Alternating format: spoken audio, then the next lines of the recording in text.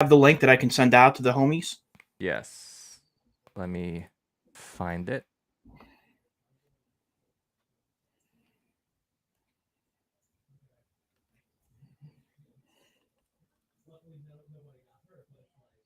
Is this what you just did? Icon What? live number 4? Yeah, so that's the one that was scheduled. So that's perhaps why it wasn't showing up on YouTube, because we were in the wrong channel. All right, let me send you this YouTube link. Here it is. Shit. All right. Not a big deal. Oh, no.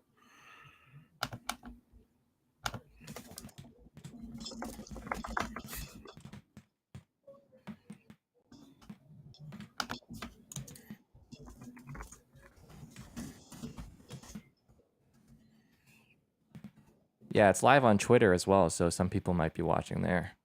Yeah, we have 5 viewers over there. So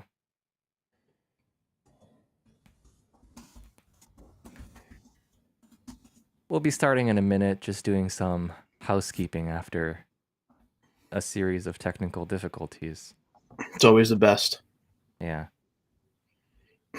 By the napping and grilled cheese power will Icon reach $20? Oh my god.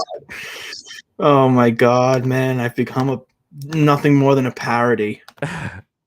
No, I think you're becoming a meme. I don't know if that's a good thing. I guess it has its benefits. Indeed. All right, you know what? I got to take one for the team. I'm going to go get a cheese sandwich. You mind? Oh, man. Here we go. Go. All right, I'll be right back. I shall be back upon my arrival. Oh, man. This was unplanned, so I'm honestly not sure how to react right now. Yeah. I know I jokingly put grilled cheese with Corey Costa in the title, but I wasn't expecting that he would actually be going to make a grilled cheese. So this is breathtaking.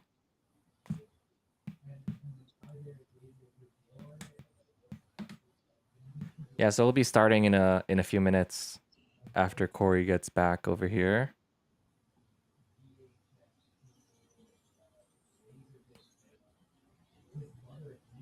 And we're going to be talking mainly about the recent BTP news today, from last week. For lots of interesting information that was released. Go away, Jamie. Go away.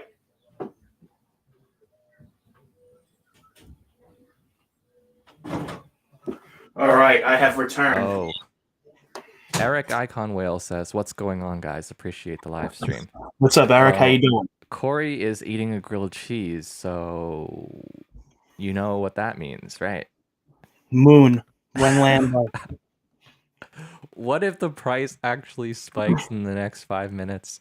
I would truly believe that there was some supernatural power behind Kraft singles. Yeah. That's great. All right. Want to go ahead and get started?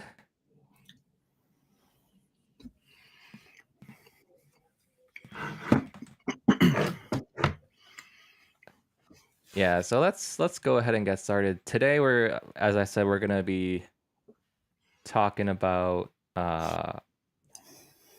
mainly the BTP news that was released last week. So we got sort of the first public technical, not roadmap, but more information regarding the architecture, the economics, and how Icon's BTP is different from the interoperability that we can see on different networks. So that's going to be like the main topic of the day. But first, I just wanted to mention that the first CPS funding round was a success. Yes, it was. It finished up, and I believe now the first thing that people have to do The first thing that the people who put in proposals have to do is to submit a progress report within the next few weeks, and then they'll be able to receive the first round of funding. So that's something I also want to sort of clarify. There's this ongoing thing on Twitter and other channels where some people feel like the CPS stuff can be cash grabs. You know, I was just talking on Twitter yesterday, just responding to how the Project Coda, you know, the Tempo team put out a tweet saying, you know, they were sad to see that the Project Coda proposal didn't get funded, and then it was depressing. and then there was these like people just saying, you know, well, it's not a surprise because it was clearly a cash grab. What? I'm sorry, go ahead. Oh, like the people who are saying that, you know, they clearly don't have an understanding of how it works, because the whole idea of it is, even after your proposal is approved, the first thing you have to do is submit a progress report, and then the CPS P-reps actually vote on that, and depending on the vote of that, it kind of determines if that installment, grilled cheese, that installment of the funding is sent out. So sort of by default, unless all of the P-reps, or at least 2/3 of the P-reps, are somehow in on this cash grab, it can't be a cash grab. So it really is the antithesis of a cash grab, because you have to, like you said, you have to submit a progress report. You get funding, if I'm not mistaken, you get funding in phases. Yes. If I'm not mistaken on that. So you get funding funding in phases. So even if it was a cash grab, you'd have to wait a decent amount of time to get your full amount of funds and prove to the community through a roadmap and actual developments that it actually is going on, that the project is actually real. Yeah. So, and this is one thing, Brian, you brought up that actually did concern me personally about the CPS in the beginning. I'm not going to lie. You said 2/3 of the P-reps are in on it. The reason why it's funny you bring that up is because that was one of the reasons why I thought the CPS was not going to work out initially, because I thought that cartelization was going to play a vital role in the development of these projects. And I felt like, you know, inside arguments or differences in opinion would kind of lead us into not voting for projects for the good of Icon, but voting for them because of favoritism, or does this benefit us? And it hasn't been like that yet. And the reason why I say yet is because there's always a chance, and we have to do everything we can to prevent that. But for the whole cash grab idea, it's important to realize that the money comes in phases. It necessitates growth by showing progress reports, and the likelihood of cartelization actually occurring is very slim, because let's just say that there actually was cartelization happening.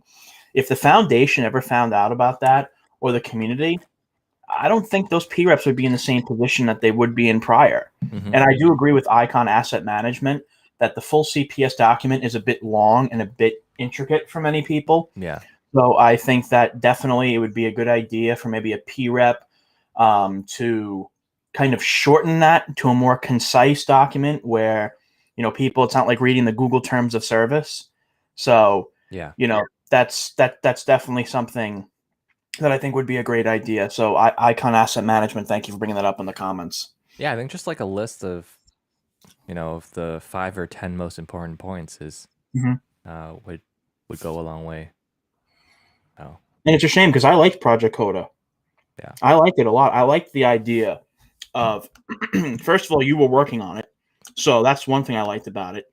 And Tempo, I think, is great. I think the idea of bringing creative assets and royalties onto the blockchain really helps artists. I mean, royalties is great because everything is recorded on the blockchain, so that artists know what they're getting, and artists know when the transaction occurs like that. And I really like the incentive model you guys had. This would be something that really would bring about a lot of different people, especially artists, and artists have clout. Yeah, And that's why I that's think we true. need it. Artists need clout. Like, how many rappers these days, for example, shout out ICX, and they got like 80,000 followers, like High Res, for example. High Res is a very well-known rapper, and he holds Icon, and every time he tweets, the community goes wild. Now imagine if we had more of that when we had artists on here tokenizing their creative assets. I don't know. I think for what it's worth, $60,000 is not that much money in the long scheme of things for something like that.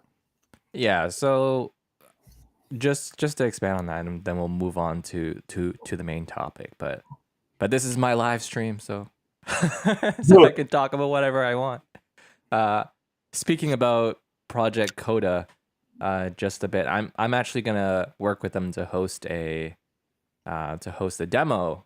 I saw that for the P reps who are participating in the CPS voting. It's not a demo that we sort of want to hold publicly right now, just because we really do feel like that what we're building is competitive and it's an interesting new idea that is not really being pursued. Actually, like just yesterday, one of the members, or 2 days ago, one of the members on the Tempo team.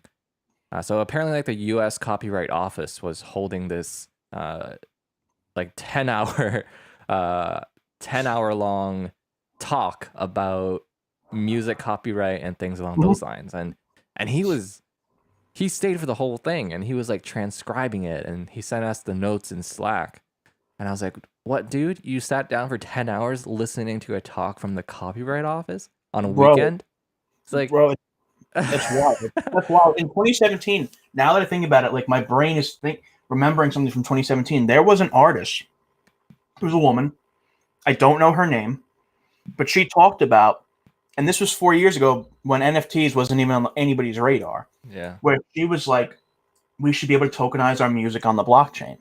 I forgot what interview it was, but she was an artist. It was Beyonce, right? No, I'm just kidding. Oh God, that would be great. But in all honesty, yeah, this has been discussed for 4 years, and this would have been a great asset for Icon. I'm sure it'll get approved next time around, though. Yeah, so I'm gonna be holding this demo because, a lot of the concerns that were brought up was that there is no one technical working on this, so I've been working on a proof of concept, and yeah, I wasn't planning on having this demo, because no other proposal has a demo, right? But it's like I guess I see where they're coming. Tempo as a team, they're made up of artists. That's why they're having technical consultants like me and Andrew help them out with the initial stages. It's like, just because they're not technical doesn't mean that their idea is not valid. I agree, absolutely. Yeah, so that demo is going to be coming on, I think I said April 2nd. I saw April 2nd. I forgot what time, but it is April 2nd. Yeah, and I also said that if teams are not able to attend that specific time, because there's people spread out all over the world, they can reach out to me. I'll give a one-on-one demo for them. So all of the demo stuff is there. If teams don't attend, or if teams don't reach out, and then still abstain or reject based on, we don't think they have the technical expertise to pull this off, then I don't know what to say after that. So I hope it doesn't happen. I'm sure it won't. I wouldn't be worried about it, Brian. I mean, honestly, I think that right now it's almost just proving the technical aspects and the technical expertise, which I don't even know why you or Andrew need to prove yourself on that. I mean, you did create metrics. You've already created your own smart contract codes. I mean, yeah, kind of speaks for itself, but to each his own, I guess. Anyway, let's go ahead and talk about some of the BTP news that came out recently. So it's kind of funny because I feel like in the past 6 months or so, there was some talk going on in the community, sort of saying, "Oh, they were saying like, oh, Icon has moved on to just becoming a smart contract chain or something, and they're not even doing the BTP thing anymore. It's so obvious that they've moved on." And This here is we why you are, don't pay right? attention. That's why you don't pay attention to most of what the community says. Yeah, that's why you sell your 1.2 million ICX and then Yeah. go somewhere else right before BTP comes out. Yeah, no, I'm gonna be honest with you. I don't know how the hell you'd sell that much Icon before BTP. I don't even know how. Anyway, this is why I don't even pay attention to, like, and no offense to the community, but most of the community, because most of the community is just a bunch of, not most, but I'd say a decent amount is just a bunch of moon boys that look at progress and as reflection of price. And that can really, if you look at that constantly, that can get you really jaded and annoyed. So I Yeah. kind of just don't listen to it. I speak to all the people in Icon that I know are experienced and I know what really is going on. Yeah. So, I don't Well, let that phase me. you know what the issue is? It's that people our age, and by our age I would say like maybe like mid-20s to early Yeah, 30s, yeah, our age group sort of grew up with a mature sense of technology. We didn't yeah, have the perspective of what people who lived through, the dot-com yep, time had. Back in the 1990s, when technology was still, compared to what it is today, right. the technology on the internet as we know it, it was still very much an active development. So I feel Right. like sometimes people in our age group might not have the perspective that good technology takes time, because we're Exactly. used to, like, we grew up with the iPhone. Hmm. We grew up with the internet where you can, hop online, buy something, it shows up at your doorstep the next day. Like the people who are maybe 10 or 15 years older than us, they did not grow up in Right. a world like that. So, No, they're not. yeah, so I think that might be part of the problem, where since some people in our age group kind of grew up with the sense of technology is working great from day one, then they don't know how to approach such a new kind of technology like blockchain, where it's been a long time, not a long time, but maybe for them, in A long their time. in their perspective, it's like, oh my god, it's been 4 years. It's a world And of instant yeah, gratification. That's what it is. yeah. So like, I think it just goes to show that this stuff does take time. Hmm. And finally, we're seeing some news on the BTP stuff, which was Is in the original white paper as the yep, core point of existence. yep. And it's so incredible. And I want to give a shout out to the three groups that are working on this: Icon DAO, Edgeware, and Web3 Labs. And I know that there is a bit of discussion on what blockchains are going to be connected. Mm-hmm. And there has been hints about what those chains are.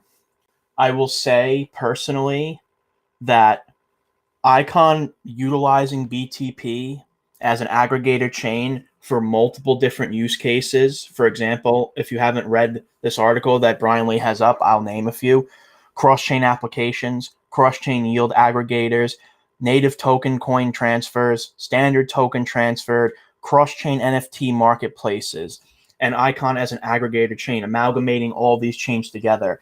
And if any of you haven't read the news, there's going to be two chains that are going to interconnect with Icon in the beginning, starting in summer.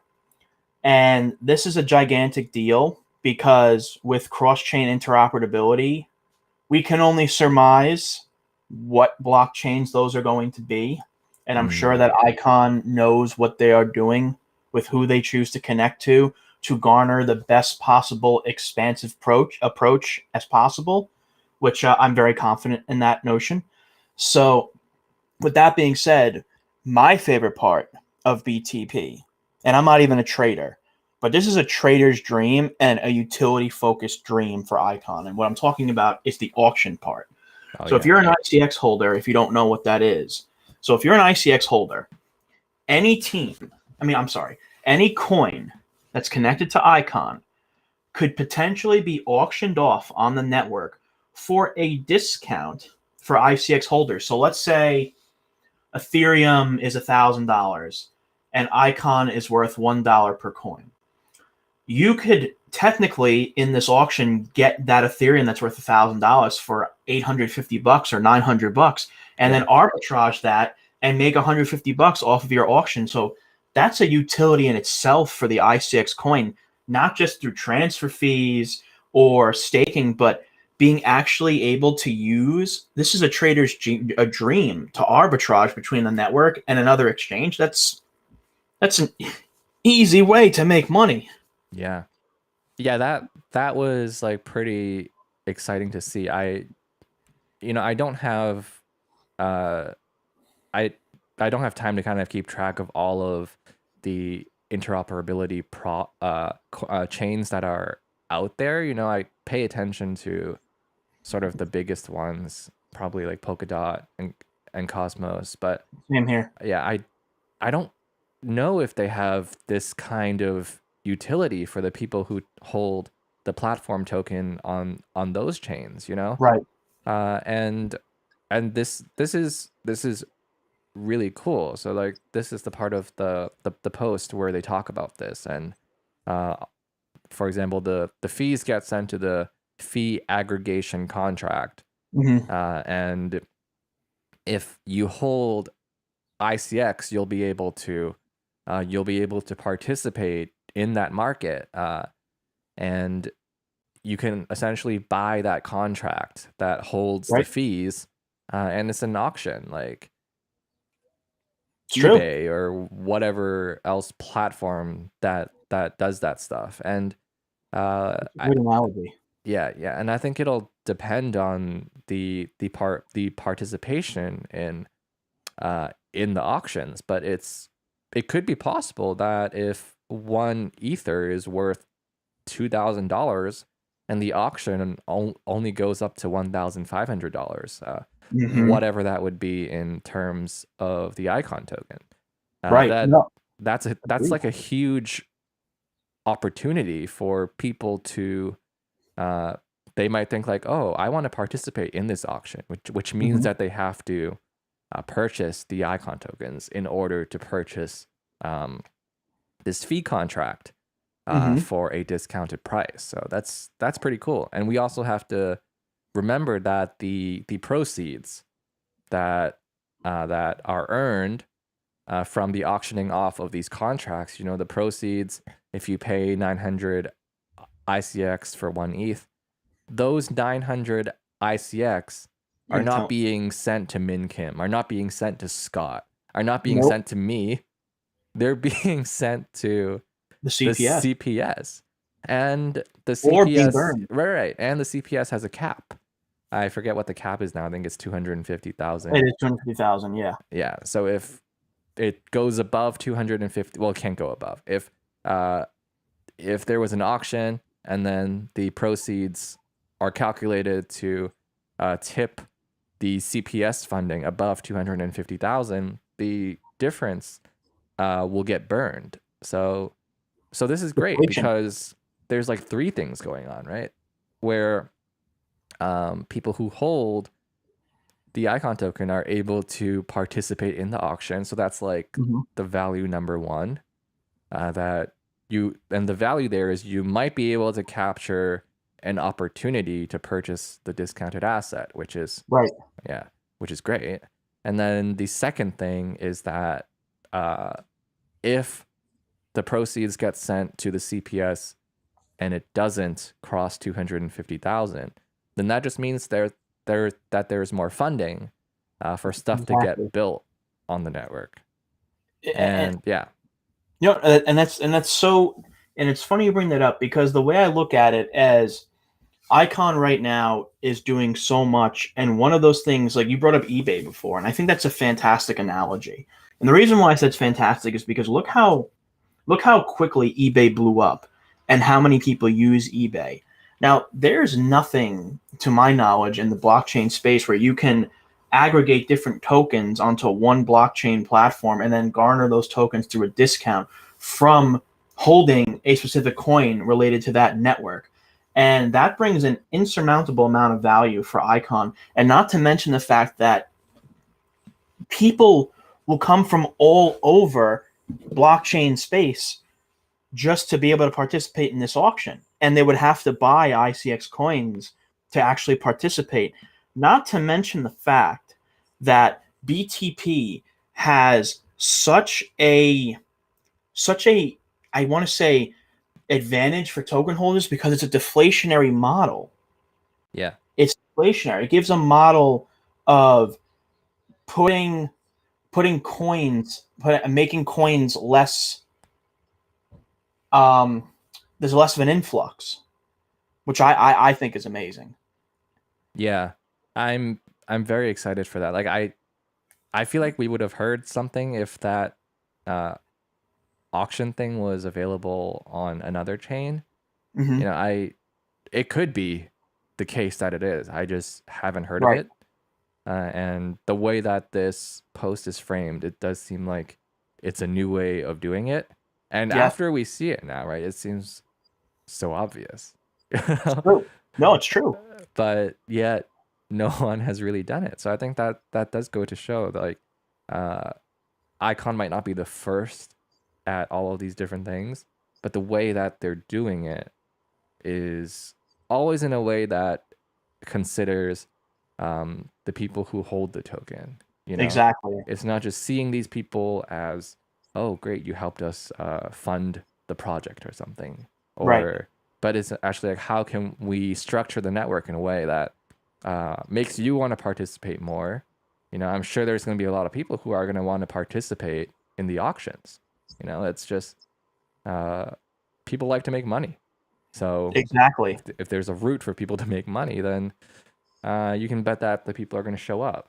Exactly. And not even to mention the fact that this is not even one part of how the I6 coin is going to garner more value. And I see that you're on the relay part, which Yeah. relayers will also make money. But you have to also remember to keep your relayer on time. So if you don't keep your relay online, you may lose some of your staked ICX. And this incentivizes people through, I hate to sound so Machiavellian, but through force to stay actively involved in the network. You don't want to participate? Fine, we're going to burn your staked coins. I don't see Yeah. anything wrong with that. Yeah. The Yeah, continuity of the network is always more paramount than, someone's personal coins. yeah. The thing I love about decentralized networks, and this is something that I was sort of thinking about the last few days, uh, and I'll kind of keep this short because we want to wrap up in 15 minutes or so.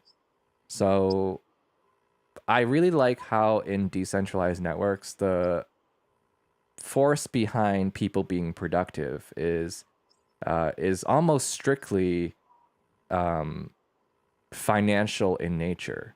Right. There's I care about things like keeping a diverse workforce and stuff like Mhm. that in the traditional corporate structure. Like, I work at a company. I'm glad that the company holds those kinds of concepts to their heart. But it's so interesting to me that in decentralized uh, kind of workforces that we have now, and Icon is a perfect example, where Of course. the way that people stay productive is not really a effect of culture. It's just an effect of, can we make more in the future? Of we course. we are invested in the network, so we're doing work with people, no matter what their skin looks like, or no matter, I don't even know what some of these people look like. I don't know where they're from. And like, think about how great True. that is, because in the traditional world, there's so much of this buffer and so much of this like stuff that people, I don't want to say waste time on, because it is important, but it's like, it is so much time people spend talk about, like, oh, we need to make sure we have uh enough black people, enough white people, enough blah blah blah. Mhm. And like that in itself is just like, I understand why that happens, but what if all of that time can just be spent on actually doing the work? And it's And like, all, what if yeah, like spending the time actually just looking at people for the work that they're doing, and exactly. like not Skill is more yeah, important. yeah, and not trying to like fill in these um constructed, thresholds that we need this percent of black people, we need this percent of white people. I I just agree. love how on Icon I can work with someone, I can work with a group of people. All I know about them is like their profile picture is a meme. I don't know Yeah, where they're from. I don't know what their skin looks like, and I don't care. exactly. It's more along the lines. We're more focused on merit and skill Yeah, and expertise, which is where the traditional world should work, but it doesn't. yeah, Um, but in Icon, like you said, like half the people I work with, I don't know. I mean, I work with I work with people all the time that have pictures of like cartoon characters yeah, or pictures of Bitcoin, and I'm like, I don't think I'm working with an actual Bitcoin here. But my point being is that it doesn't matter what color you are. I mean, for example, I mean, Katina, I'm white. Peter is South Korean mm-hmm. and Creative Matt is African American. I mean, and I didn't even know. I didn't, to be fair, a lot of the team members that I've been on, a lot of the P-Rep teams that I've been on, the dynamics of all of the races in these teams, I never even paid attention to. Yeah, I was it just more just focused on never skill. came up. It Yeah, I just just never never came cared. up. And think about how amazing that is. It's just like complete opposite from the quote unquote real world, right? Yeah. Where there's so much effort being spent on making a diverse workplace. You have to Hmm. kind of question whether that in itself is an action that is limiting the growth of the company or something. It's Because, true. if you're hiring based on how someone looks versus hiring based on what someone can do, that you kind of have to call True. into question whether you are setting the company up for long-term success in financial terms. It's And true. it's a culture talk that I think is important. But the great thing about crypto and the great thing about working in the crypto space is just like that conversation is never even brought up, It's because true. sometimes you don't even know who the person is. You It's know, true. you know them by a meme. And this goes back to the idea of the relay and the idea of burning tokens, Hmm. where in the real world, maybe depending on how you look, you do something wrong, the consequences might be different, you know? But in the context of crypto, it doesn't matter, what kind of background you come from. If you don't do your job, your coins get burnt. Fact. It's like Amen to black or that. white, and I just love it so much. Where Thank you. Big fan. there's no layer that determines how severe the consequence is. It's just like, Exactly. if you don't do it, we're gonna burn your stake. Yeah, if you suck, you're out. I Yeah, mean, without in layman's it's terms, like great. if you're not doing what you got to do, you're out. And I saw someone ask about the inflation rate. So the inflation rate is not known yet. There's going to be an economics vote. If you read this part, there will be an economics vote in accordance to the IISS 3.1. Sorry, economics vote. So we don't know yet. We don't know about the relayer, but I want to emphasize again, if you do not if you don't have a live relayer, your state coins are at risk. So if go into this with the idea that if you don't do that, you can lose some of your stack, and that might not be the best thing. So keep that Yeah. in mind, please. Yeah, and a relayer essentially, I I think is probably going to be a server of some sort. That's what I thought. Yeah. Uh, I don't think it's like deploying a relay smart contract, because Right. then like the stability just depends on the network. Of course. So I think it's a external server that's going to be handling the translation of messages between different chains. So yeah, it's a very important part of the network. So of course, it if you don't do your job, you'll have to lose something. It's Right. not like the real world where it's not like the real world where you can kind of get out of the consequences Yeah, sometimes, it's it's true. yeah. So that's like another way for people in the icon community to potentially make some money. It's like, hey, if you don't want to go through signing up for a P rep and going through all of that stuff, maybe you can just run one of these things um, to do the to do the cross chain stuff. Right. It's just another way for people to get involved. Exactly. Yeah. And I haven't heard anything, Brian, about this question. How does this relate to having ICX staked on Iconics?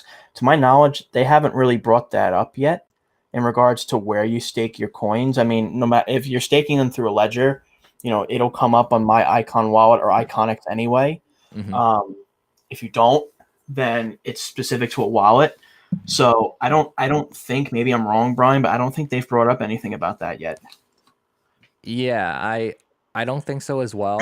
But I can say that with the with the PREP stuff, each PREP has their own wallet. Hmm. Has their own wallet address that is tied with the server and the node software. So this might work in a similar way where the relay software uh, has some kind of input where you can specify the address, um, and I suppose like where that staking takes place doesn't really matter because on blockchain a wallet is just an address on the blockchain, so Absolutely. maybe it doesn't matter where your tokens are staked, and maybe it's something where the relay software will only run if it senses that you have 25,000 tokens staked. And Right. if you don't, then maybe it won't run. I'm not sure exactly how that's going to look like, but I if it's anything similar to how the PREP node software works, you should be able to stake, from Icon X, from my Icon wallet, directly through code or something like that. So yeah, Right. And I'll post anything that I find out anyway. So if you're following Brian Lee or I on Twitter, I'm sure we'll post it the second we find out. yeah, So, there's that as well. indeed. Well, let's go ahead and wrap up. I know you have some things to attend to, so let's just quickly go through the questions to see if there's any other questions And that pretty we much me missed. dancing about Drake. To relate to having I6 staked on Iconics, to register for a relayer. Um, so there's that, and I think we went over that. Oh, Drew the Gnome says, any idea on what DApp will actually facilitate the auction? That's an interesting idea. Mhm.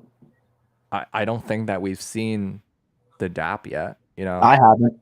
Yeah, it's definitely not gonna be released until after BTP is out. Yeah, I So, didn't think so. I'm sure they're working on something. They wouldn't just mention this auction thing with nothing in the background. So Right. whether that's like an idea of how the marketplace would work, or if it's an idea about or if they actually have something working, or maybe it's something like my icon wallet or something like that, where maybe they're gonna fund a PREP team to make it.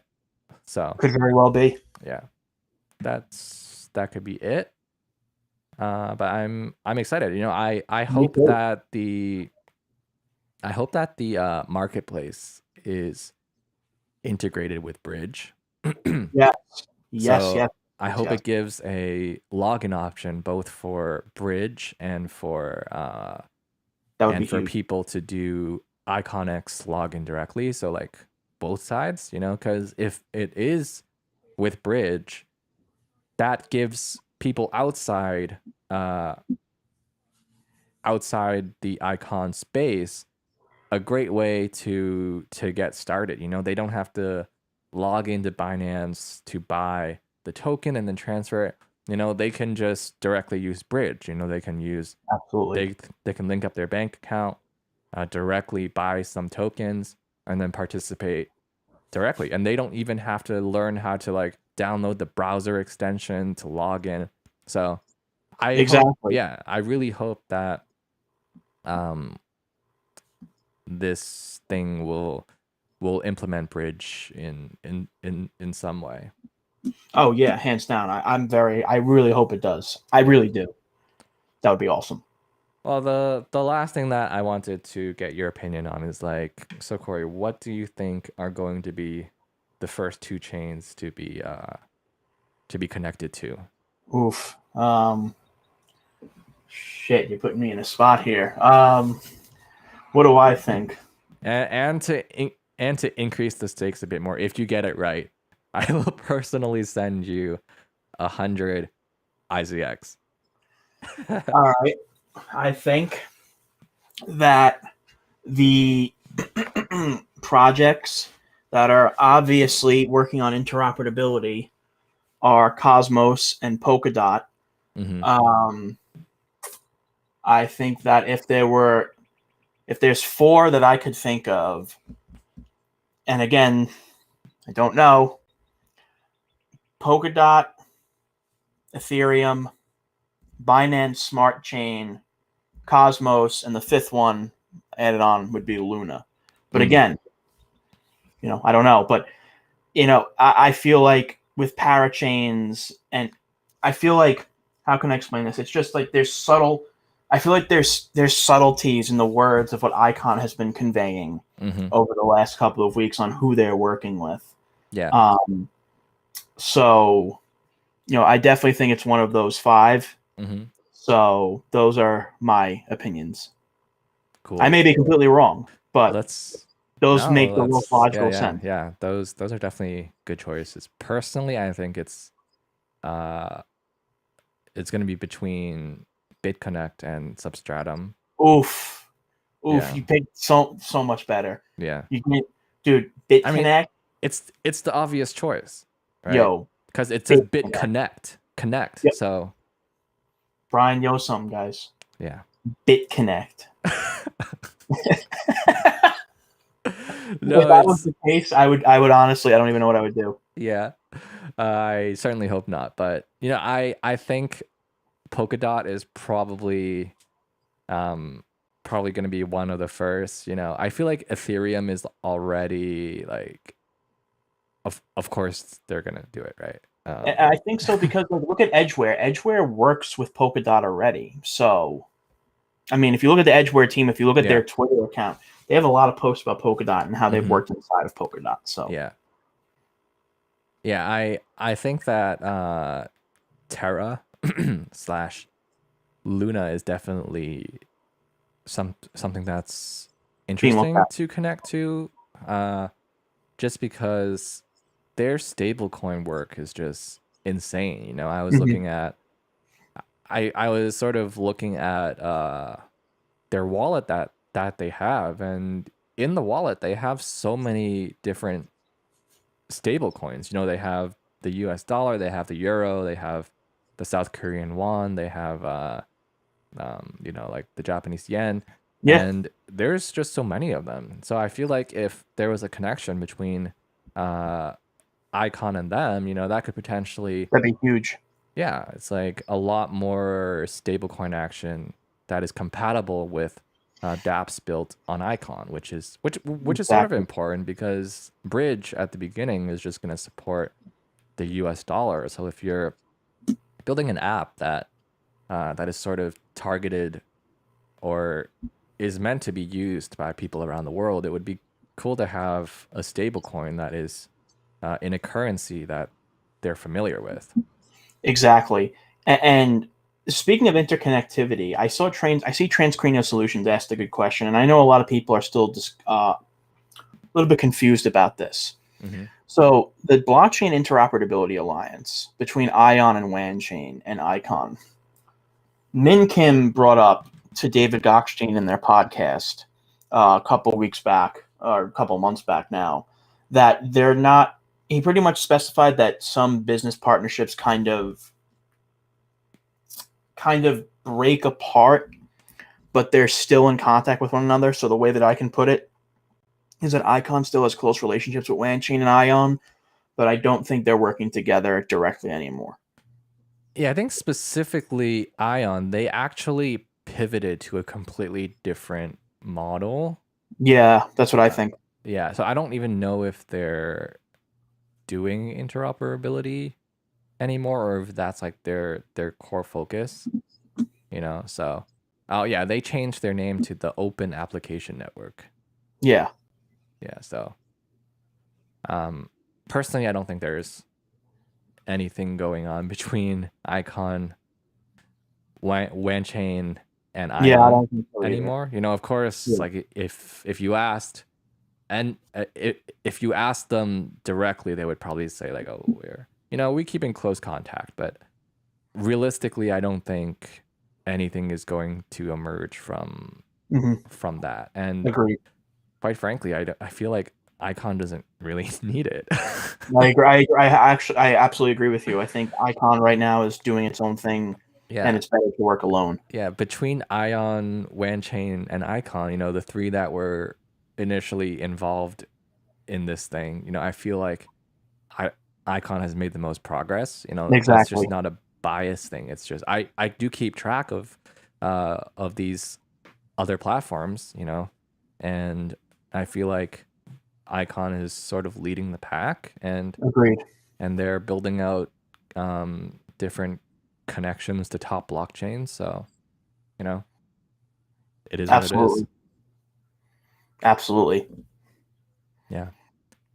All right. Well, let's go ahead and wrap this up. Yeah. Thanks so much, Corey, for hopping in on this live stream. Oh, thanks for inviting me, man. Yeah, and we got the grilled cheese. We'll be looking to tokenize that. So that's good. I mean, it did go up a little bit. It is 229 right now. We started at 225. Right. Well, so it's true. When this man eats a grilled cheese, the price goes up. It has never gone down when that's true. You're eating a grilled cheese. So. Too. Yeah. No, well, we are actually we'll actually tokenize the moment that you ate the grilled cheese. Maybe some people would be interested in buying it. Oh my god! What if it sells for like $1 million? I bet I get a royalty. Guys, if anyone buys the Corey Costa grilled cheese NFT for $1 million, we will donate it back to projects being built on the Icon network, where we won't do a scam and just run away. No exit scams here, so not for you. Here's your chance to own a part of history. Yeah, grilled cheese history. Grilled cheese history. All right. Thanks, Corey. We'll do this again in the future. Yeah, absolutely, definitely, Brian. Always a pleasure, man. Yeah, and thanks to everyone for attending. It was fun. Yes. All right. See you.